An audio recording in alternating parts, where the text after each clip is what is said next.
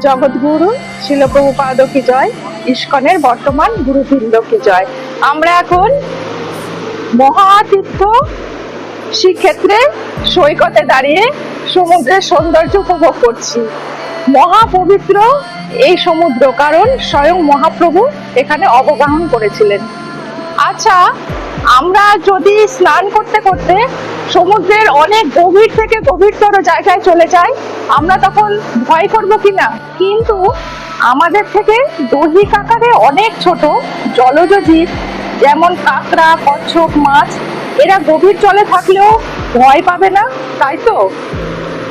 মাছ বলে, আমার ক্ষুদ্রতা থাকতে পারে, কিন্তু আমি যে জলে আশ্রয় নিয়েছি, তাই সমুদ্র আমাকে ডোবায় না, বুকে টেনে রাখে। তেমনি যদি আমরা অর্থাৎ বদ্ধ জীবেরা ভগবানের শ্রীচরণে আশ্রয় নিতে পারি, আর এই সংসার সাগরে ভয় থাকবে না। আচ্ছা, সাগরে জাহাজ ডুবি হলে সবাই তো ডোবে না, কেউ কেউ বেঁচেও যায়।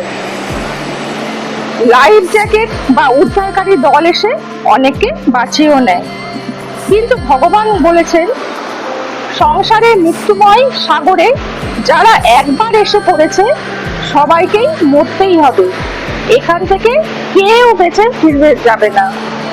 অর্থাৎ সবাইকেই মৃত্যুর স্বাদ নিতে হবে।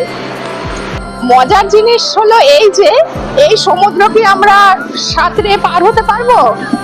পারবো না। যদি একটা নৌকো দেওয়া হয়, আমরা তাও পারবো না, কারণ আমরা নৌকো তো চালাতেই জানি না। যদি নাবিক ছাড়া একটা জাহাজ দেওয়া হয়, তবুও আমি সেই জাহাজ চালিয়ে সমুদ্র পার হতে পারবো না। তেমনি পরমেশ্বর ভগবান তার মুখ নিঃসৃত বাণী শ্রীমদ্ ভগবদ গীতায় পরিষ্কারভাবে বলে দিয়েছেন, সাধু সঙ্গরূপ জাহাজে উঠে হরি নামের পাল তুলে দিতে হবে।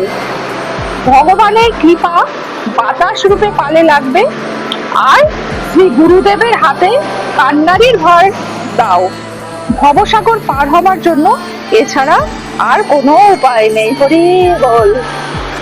আমরা সেই ভার শ্রী গুরু মহারাজের হাতে দিতে পেরেছি কি?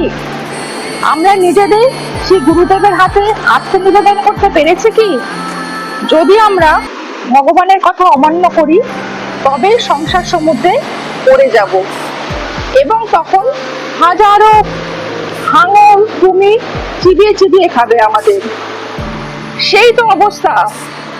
আমাদেরকেও এই সংসারের কামনা, বাসনা, কাম, ক্রোধ রাত দিন হাঙর ও কুমির রূপে চিবিয়ে চিবিয়ে খাচ্ছে, তবুও আমাদের হরি নামে রুচি হলো না।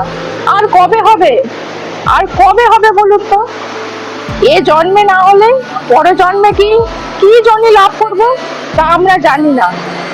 তাই দুর্লভ মনুষ্য জন্ম পেয়ে যদি ভজনাই না করতে পারি, তবে এ জন্মের সার্থকতা কোথায়? আসুন, সময় ফুরিয়ে যাওয়ার আগে আমরা শ্রী গুরুদেবের চরণ আশ্রয় করি এই ভবরূপ সমুদ্র থেকে পার হওয়ার জন্য। তাই সকলেই আমরা একই সাথে হরিনাম করি। হরে কৃষ্ণ কৃষ্ণ কৃষ্ণ হরে হরে, হরে রাম রাম রাম হরে হরে।